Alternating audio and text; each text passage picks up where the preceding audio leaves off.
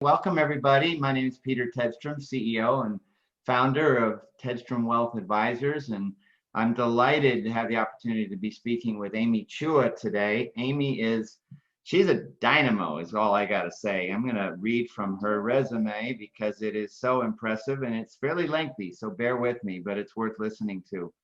Amy is the John M. Duff Jr. Professor of Law at Yale Law School. She graduated from Harvard College and Harvard Law School, where she was executive editor of the Harvard Law Review. After practicing on Wall Street for a few years, she joined the Yale Law School faculty in 2001 and is a noted expert in the areas of foreign policy, globalization, and ethnic conflict. Amy is the best-selling author of numerous books, including World on Fire, How Exporting Free Market Democracy Breeds Ethnic Hatred and Global Instability. Wow, that sounds fascinating. Which was selected by both The Economist and UK's Guardian as Best Book of 2003.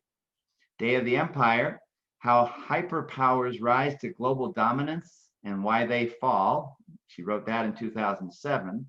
And The Triple Package, How Three Unlikely Traits Explain the Rise and Fall of Cultural Groups in America. And that was one that was published in 2013. Her 2011 memoir, Battle Hymn of the Tiger Mother, was a runaway international bestseller that has been translated into 30 languages. Her latest book is Political Tribes, Group Instinct, and the Fate of Nations. I've got my copy right here, Amy. I've read a little bit of it. It is fascinating. And any one of you who are listening, we'd be happy to tell you how you can get a copy for yourself. Professor Chua has lectured widely around the world, including at the World Bank, the CIA, Aspen Ideas Festival, the Brookings Institution, the World Knowledge Forum in Seoul, and the World Economic Forum in Davos. In 2011, she was named one of Time Magazine's 100 most influential people in the world, one of the Atlantic Monthly's Brave Thinkers, and one of Foreign Policy's Global Thinkers. She also received the Yale Law School's Best Teaching Award. Amy, how do you have time for anything else other than writing and teaching? Maybe I can say that I'm a terrible business person. That's what's missing. That is just an incredible resume. And as I mentioned to you offline, we're thrilled to have you with us today. Your program today is really going to be about political tribalism. And I think some of us may understand what that means. And maybe some of us are scratching our heads trying to figure that one out. So take it away, Amy. Okay, well, thanks so much for that kind introduction. Thank you, Barbara. And thank you all for joining us this afternoon. So I am here to talk to you about political tribalism. And I guess I want to start by just saying that human beings, like our fellow primates, are tribal animals. It's biological. We are hardwired that way. We need to belong to groups. And once we connect with a particular group, our tendency is to want to cling to it and defend it and see it as better in every way. So let me just tell you about one fascinating recent study I was reading about. This is in a recent study, children between the ages of 4 and 8, okay, that's really young, were randomly assigned to either the red group or the blue group. Pretty harmless. And they were given t-shirts of corresponding colors to wear. Half of them wore red t-shirts, half of them wore blue t-shirts. These kids were then shown computer-edited images of a whole bunch of other children on their computer screens, half of whom were wearing red t-shirts, the other half wearing blue t-shirts. These young subjects were then asked questions about the children on the screen, and the results were fascinating. Even though the kids knew absolutely nothing about the children on the computer screen, they consistently said that they liked the children wearing their color better, wanted to allocate more resources to them, and perhaps most disturbing, displayed strong unconscious bias. That is, when they were told stories about these kids, they consistently tended to remember all the positive things about the people wearing their color and all the negative things about the people wearing the other color. So humans are not just a little tribal, we are very tribal. And once we belong to a group, our identities tend to get bound up in it. And in the book, I talk about all these fascinating studies about the brain and neurological studies. And basically the effect is like a drug. That is, we will feel great when our teammates, our group mates do better, even if we personally gain nothing. And we will take pleasure when out-group members fail or suffer a misfortune. Our brains actually light up when something bad happens to the other side. Now, having said all that, tribalism is not necessarily a bad thing. Sports is a great example. Very, very tribal, but good fun. Family is very tribal. I'll be the first to say that I'm a tribal person. The problem, however, is when tribalism takes over a political system. And that's when things get dangerous, because that's when you start seeing everything through your group's lens. And then facts and arguments and policies and data don't matter. You see this all the time if you just turn on cable news. But the idea is you just stick to your tribe no matter what and try to take down the other side. And that is literally the reality in America today. I teach at the most liberal law school in the United States. And for 4 years now, my colleagues are always think, okay, now this is finally going to do it. And nothing happens to the polls. But this is also why we can't get anything done in America. We can't even talk to each other. We are at the point, really dangerous and not funny, where Americans see people who voted for the other side, not just as people they want to argue with, but rather as kind of evil, un-American people who are basically enemies. And this is a dangerous state of affairs where you view half the country as, an enemy. That's really a recipe for civil war. At the same time, we're seeing a fracturing and splintering on both the left and the right, with ever dividing smaller and smaller groups, pitting them against each other. So what I want to talk about is why. When I give these talks, everyone's like, is there something different about this moment, or has it always been this way and I just missed it? And my answer is no, there is something very different about this moment. Specifically, 2 factors. The first factor is the massive demographic transformation that this country has been undergoing. For 200 years, America was dominated economically, politically, and culturally by a white majority. And now, who counted as white has been a moving target. There's a lot of literature about that, but basically that's been the dynamic. Now, when one group is so overwhelmingly dominant, obviously a lot of terrible things can happen. That's how we got slavery and persecution. But that very dominant group can also afford to be more generous and more inclusive, more universalist. For example, as the WASP majority did in the 50s and 60s, when they basically voluntarily opened up the Ivy League to more Jews, Blacks, and other minorities, pretty much because they thought it would be the right thing to do. Things are totally different now. For the first time in US history, whites are on the verge of losing their majority status at the national level. The Pew Foundation says this will happen around 2055. The US Census says 2044. There's a lot of debate about what it will look like, but it's already happening. In many, many states, California, DC, non-Hispanic whites are already a minority, and it's going to happen. Now, why is this important? It's important because in America today, every group feels threatened. It used to be just the minorities who feel threatened, but today, whites feel threatened. Over half of white Americans feel that they are subject to more discrimination than minorities. And it's not just Republicans, by the way. More than, I think, 40% of Democrats believe that there is significant discrimination against whites. And this is because of affirmative action policies, competition for college slots, and so on. Today, it's not just religious minorities like Jews and Muslims who feel threatened. Christians feel threatened. You hear all the time about the war on the Bible. With Donald Trump in the White House, Women feel threatened. With the Me Too movement, men feel threatened. Straights, gays, Asian, Latinos, every group feels threatened. And it's when groups feel threatened, that's when they become more insular, more defensive, when they retreat into tribalism. And this is why, and when they get more us versus them, this is why we are now seeing a very explicit kind of identity politics on both sides of the political spectrum. Now, on the right, it's a lot more obvious.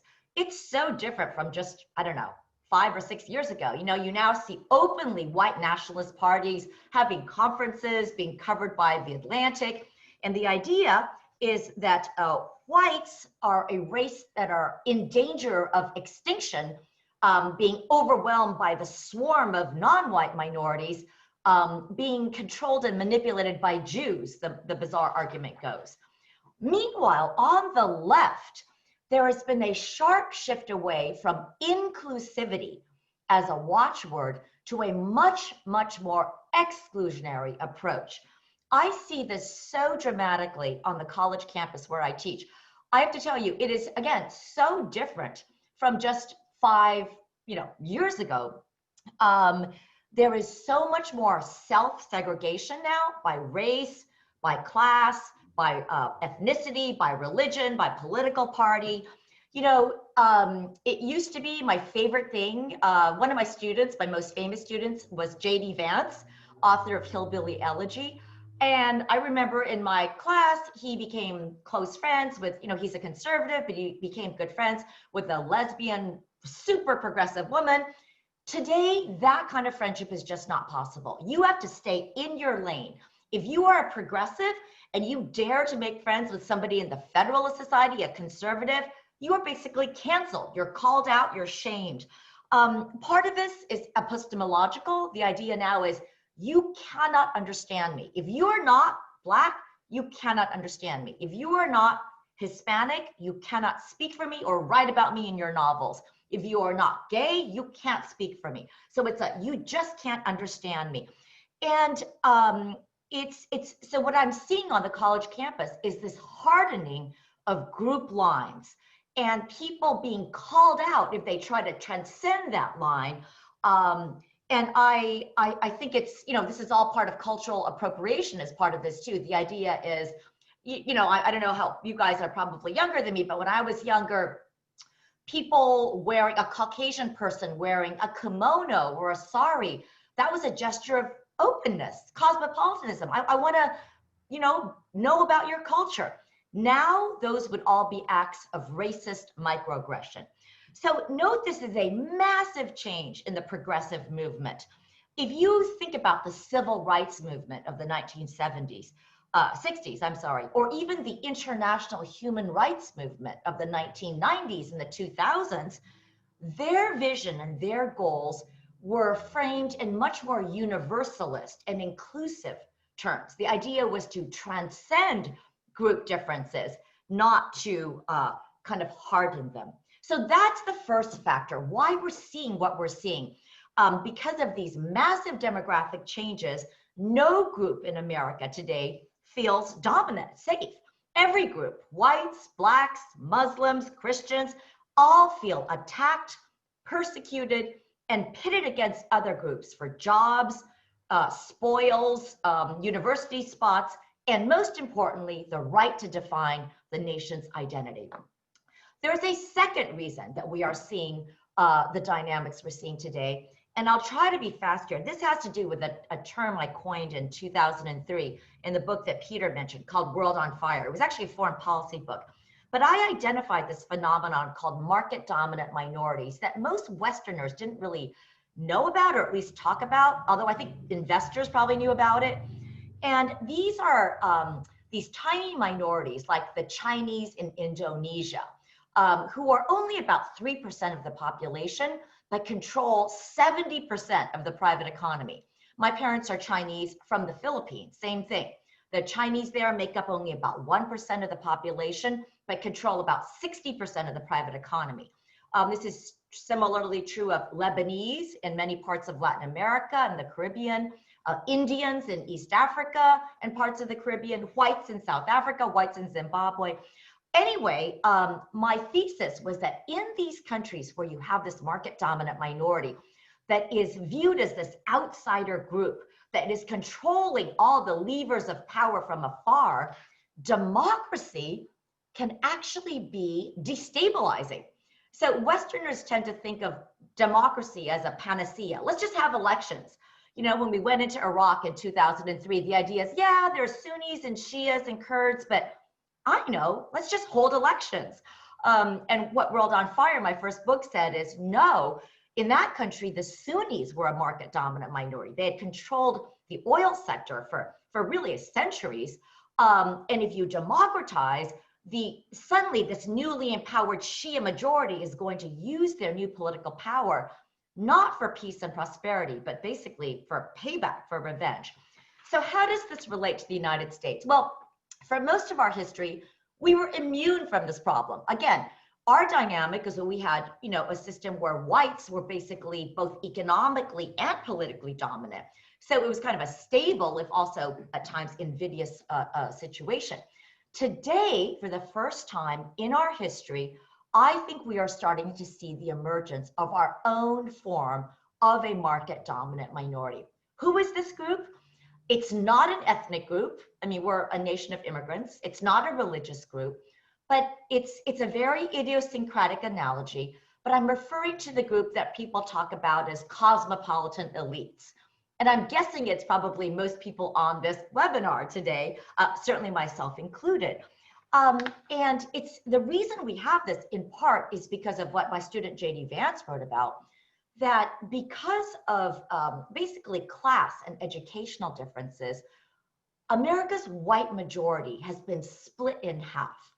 Today, the difference between President Trump's base, the kind of rural, working class Southern whites, and whites that attend Yale and Columbia and Stanford, that difference is so rigid and so hostile now, there's almost no intermarriage between those two groups of whites, that it's almost what social scientists would call an ethnic divide.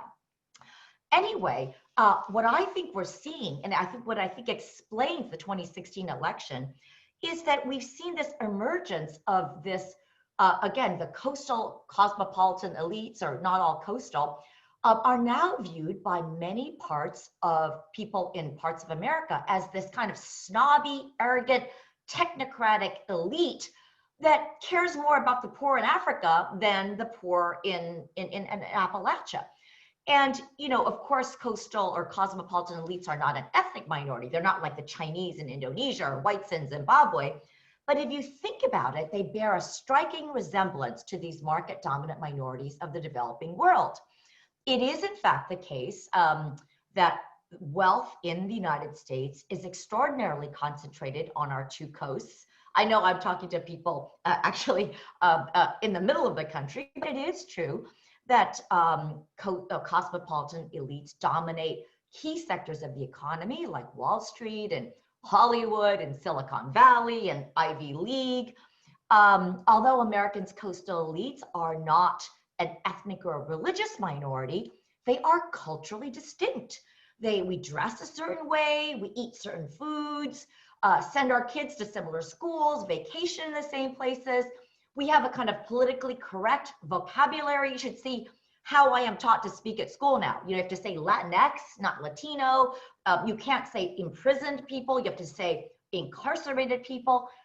People in the rest of the country can't talk like this. So it's almost like we have our own language. And as J.D. Vance pointed out in Hillbilly Elegy, these cosmopolitan elites are not all white. From the point of view of the heartland, Barack Obama is the quintessential cosmopolitan elite with this kind of professorial, elegant demeanor. Now, most important, because these cosmopolitan elites are viewed by many in Middle America as loving immigrants, loving minorities, always wanting to help people in developing countries, it's easy to paint them as these globalists who are unconcerned about real Americans. And what happened in America in 2016 is actually exactly what I've been writing about for 20 years, only in developing countries. It's basically what I also predicted.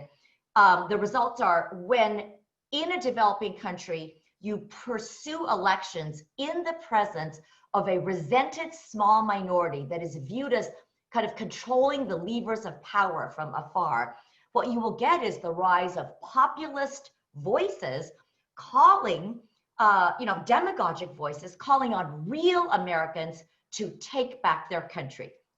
And that's exactly what you saw. Let's make America great again. Let's take back our country.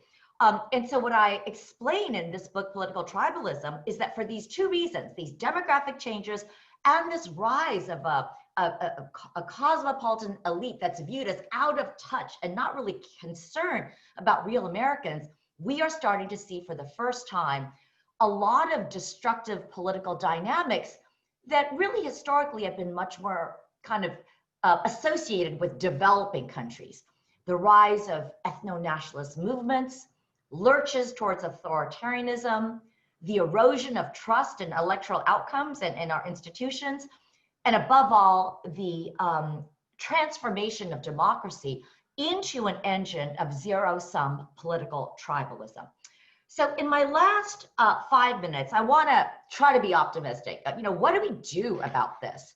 And I think it lies in remembering what makes America special. I want to say that I'm an optimist, and these days it's getting harder and harder to remain an optimist. But I guess this is me, the immigrant's daughter, always told this is the greatest country on earth. What I talk about in the book is America is alone among almost all the major powers, including the powers of Europe, what I call a supergroup. And to be a supergroup, it's very easy. You just have to satisfy two requirements. First, to be a supergroup, you need to have a very strong, overarching national identity, Americans. But to be a supergroup, you need to satisfy a second condition, and that is that you need to allow individual subgroup identities to flourish. You don't stomp them out. And at our best, America fits this description. At our best, and I happen to think we are not at our best at this moment, but at our best, this is a country where you can be Cuban American or Irish American or Iranian American or Japanese American or Lebanese American and intensely patriotic at the same time. So when I'm going around the country giving talks, people always say to me, Amy, is there another country that could be our model, that could help us out of this political tribalism? And I know they're always thinking of Canada. And I always say, no, because we are the best model. And that is because we have an ethnically and religiously neutral national identity. It's our Constitution. If you think about it, France and Germany, all these other countries of Europe, certainly China, Japan, the East Asian countries, they all originated as ethnic nations. But the United States, our national identity, has always been rooted in the values of the Constitution. Now, of course, we have repeatedly failed to live up to those values. When it's been disgraceful, but we have to do better. But what I always tell my super progressive students is we need to be careful not to throw the baby out with the bathwater. Our Constitution is so special. That's the glue that can hold all these different people together. And what I always say to my students, I will hear now from, it's probably your kids, people saying the founders, the Constitution, that's just a document founded by a bunch of old white male rapists. It doesn't have any legitimacy. And that is such dangerous thinking. I always say, look, there's a huge difference between saying that we have these very important, noble principles in our Constitution, which we have repeatedly failed to live up to, and it's a disgrace, we've got to try harder. There's a huge difference between saying that and saying that, oh, all of those principles are just lies anyway, and really this is a country just built on white supremacy and genocide. Because if this is really a country just built on white supremacy and genocide, then it's hard to see why it's a country worth fighting for.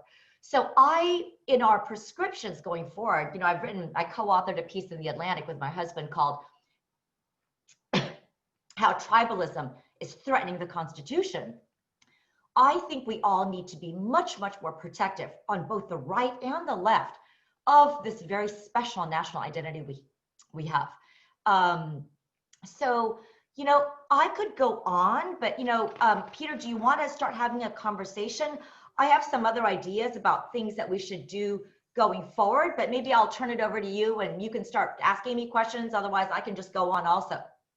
Sure, happy to, and thank you, Amy. By the way, those of you who've not been on a webinar with us before, down at the bottom of the screen, you can see there's a Q&A button or there's a chat button. Either one of those, you could present a question to us or to Amy, and I could certainly relay that to her. I do have one question that came in from Julie, and it says, how do you think the media contributes to this divide? Is it a matter of who is the loudest? Oh my goodness, great question.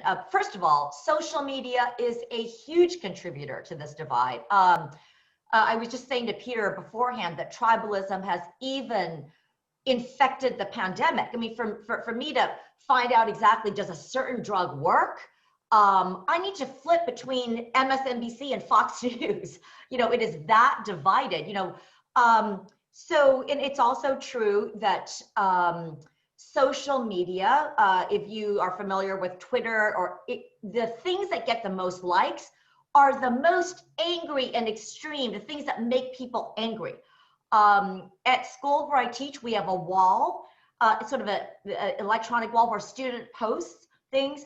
And if you post something moderate, like, oh, I want to have both sides talk, you just get called out and shamed. So it's very different now. I think that social media contributes a lot to it. Here's the optimistic side of me. I'm always being very controversial. You know, I just, and I put on my syllabus, I said, this class, we are going to be having open debate between people of both political sides. And if you don't want to do that, if you're too fragile to deal with that, if that's going to upset you, or you don't want to talk with these people, do not sign up for this class. So my colleagues and even my dean said, oh my gosh, you're going to get 3 people and you're going to get boycotted because, you know, you're just denying white supremacy. Totally wrong. My class was oversubscribed by 120 people. It had the longest wait list of any class. So I believe it goes to the question that the loudest voices are the ones that are out there. You hear it all the time and people are afraid to respond to it. But there is a massive silent majority that is so exhausted by this kind of rancor and tribalism, and they actually want to start healing, want to talk to people on the other side. So that's kind of my take on that. Interesting. I was actually having a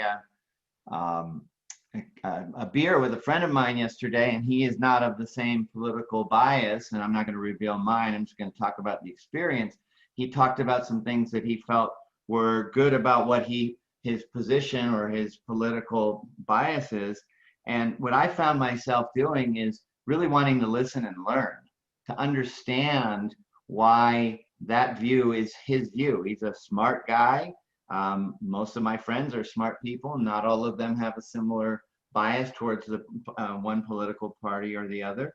And that fascinates me, which I don't want to be divisive. I don't want our country to be divisive, but it does seem like a lot of people do want to be divisive. It's almost like that's part of their stance. Is that accurate?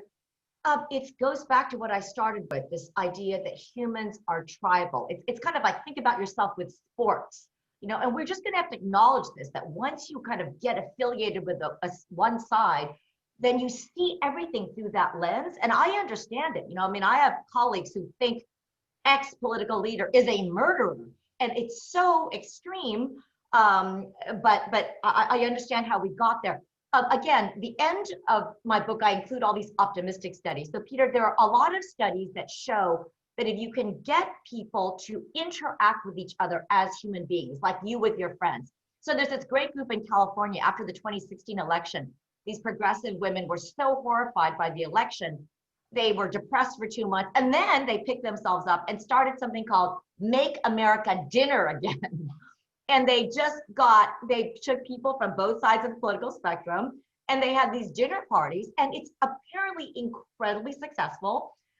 Studies also show that if you take a supporter of President Trump and a supporter of the opposite side, a hater, and put them in a room and have them talk about pizza or children or their dogs, they will immediately find common ground. I mean, there is so much that human beings have in common.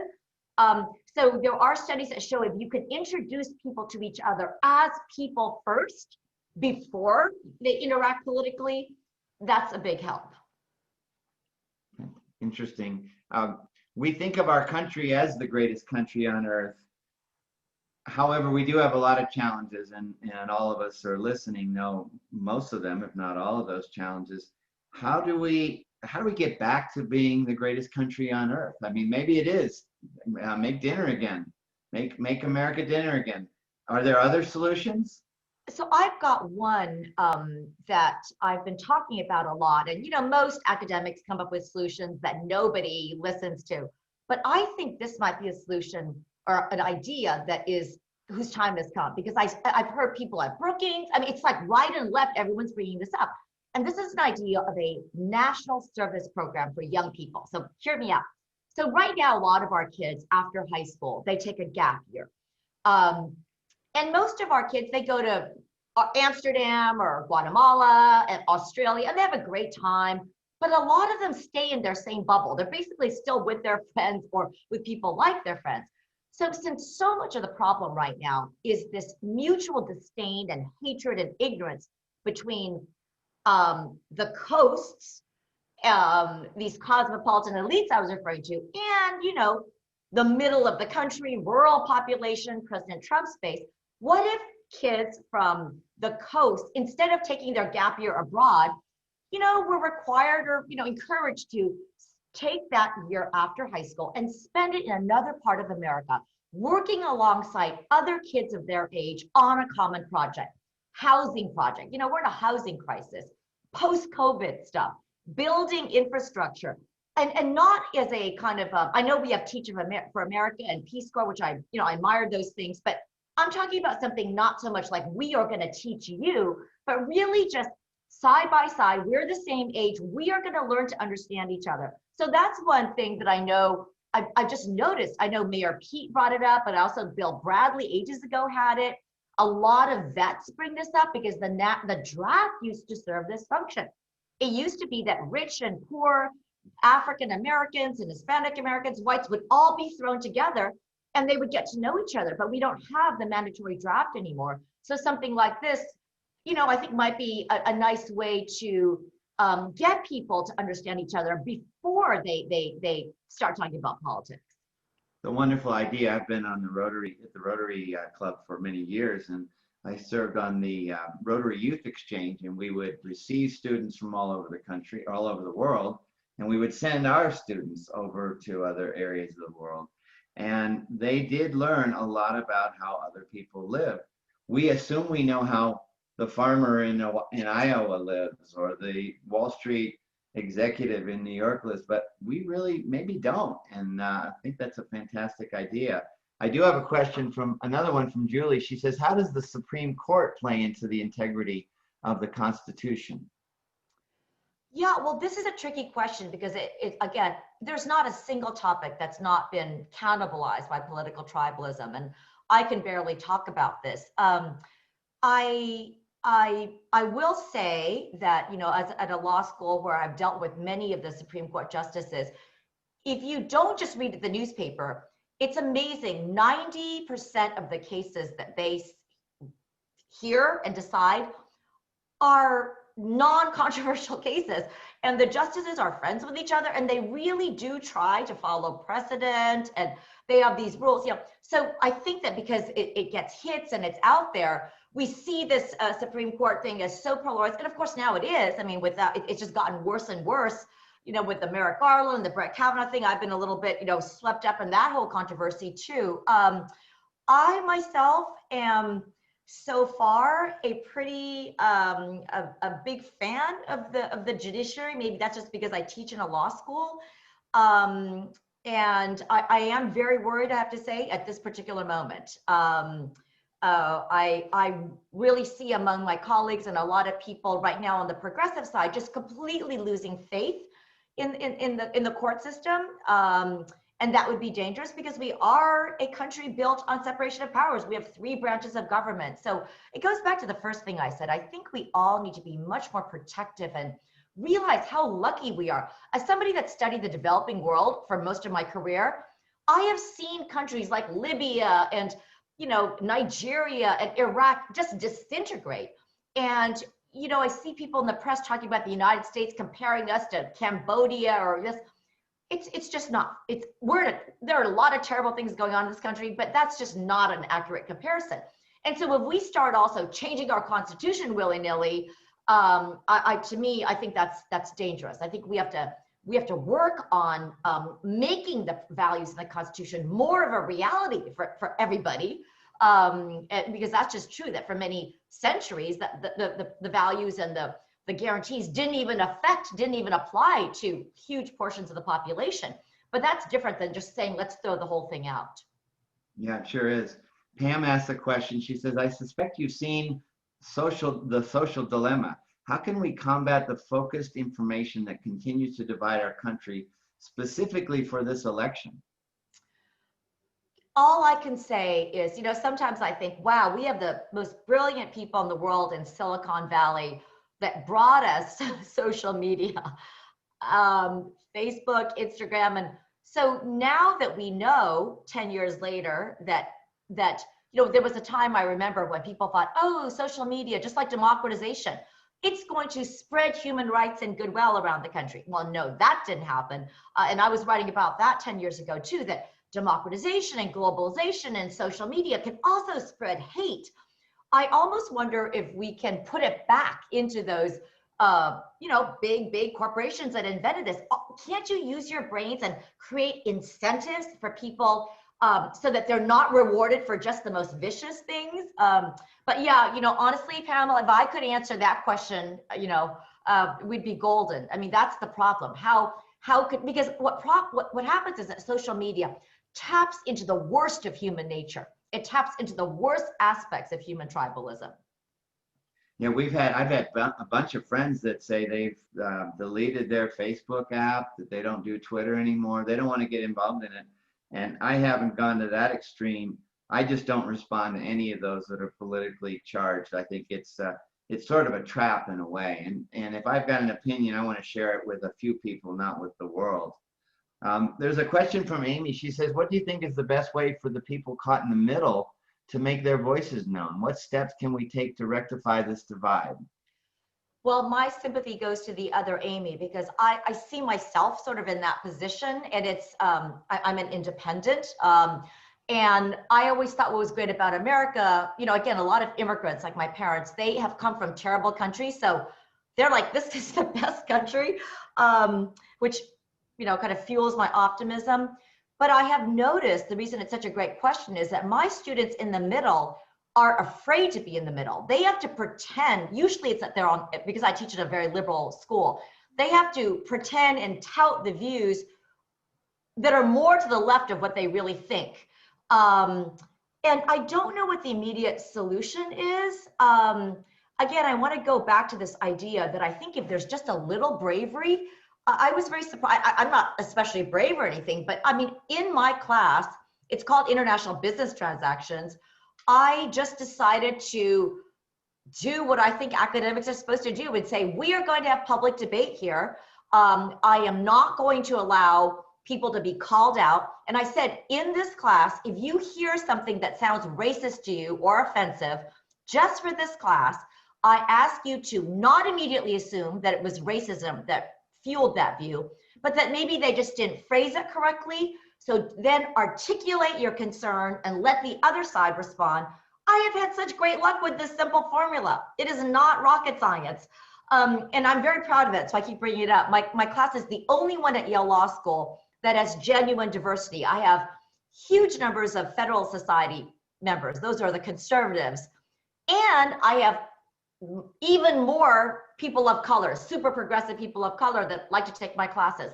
So I've got both these groups that should be at each other's throats. But by framing the debate and setting the ground rules, and also I'm lucky because my topic, you know, contracts, is not quite like abortion. but I am able to get civil debates. So I think with a little bit of putting your foot down, setting the ground rules, and being, maybe more leaders that are not just spouting cliches, but actually taking a stand. I think a huge silent majority would jump on board. Amy, it sounds like you're doing your part with your class. I'd love to take your class someday. Thank you for that. We do have a statement here, I think might be the last statement, unless anybody has other questions. Julie says there's a Buddhist tradition of common humanity and a meditation called Just Like Me, Finding Common Ground. Do you know anything about that? I don't know that particular one, but I do know there's a huge amount of beauty in a lot of these. I studied actually Buddhism in China in the 7th century, and there was a lot of universalism to it. It's exactly a little bit like the civil rights movement in the 1960s or the international human rights movement, which is, again, to kind of transcend group boundaries and to try to see everybody as a fellow human being. What's terrible now is this idea of race or group blindness. That is considered itself racist. If you say that on a college campus, I think that we should try to not see race or not get past group divides. You are called out. So it's a very precarious situation. I am brave, but I also speak very, very carefully. So I think that's a shame. I think that we need to, hopefully we're just going through growing pains. One of my other optimistic things to say is that I think that it feels horrible right now, just everybody hates each other, but I think partly what we're also seeing is that a lot of previously silenced voices, voices that never got aired, groups that were just too powerless for hundreds of years to really have any views aired, are now finally getting their views out there. So it's kind of ugly this moment, but I do have faith. I think that if we could just go back to the principles that unite us, and again, this idea, what I was saying, America, unlike a country like China, China's not a supergroup. It's got this overarching, very strong national identity, but individual subgroups like Tibetans or Uyghurs, their identities can't flourish. They're suppressed. And even in France, that's true. But we are a country that we don't really need to choose between a strong national identity and what we call multiculturalism, 1,000 flowers blooming. So I think there is something really magical about our formula. And if people could just get back to that, I think that we can turn the corner. I love your optimism. I'm sure most of, probably everybody that's listening does as well, because sometimes it can feel so defeating and so divisiveness that there's no hope. And I'm not that kind of person. I have friends on both sides of the aisle. I try to make sure I understand them and that they understand me without anger and without contention. And I think if everybody can work toward that when they're having those conversations, it happens one person at a time, one family at a time. Maybe we can turn this around. And I do believe that from crisis breeds opportunity, and who knows what comes out of this, but it could be some really great things. I certainly hope so. Thank you, Amy, so much. Thank you all for participating and being here today with us. Amy, we appreciate your time, your attention, or your opinion, your advice, and your guidance here. You're truly a leader in our country, and we appreciate you. Thank you very much. Thanks so much. You guys are fantastic. Thank you. Thank you for the questions.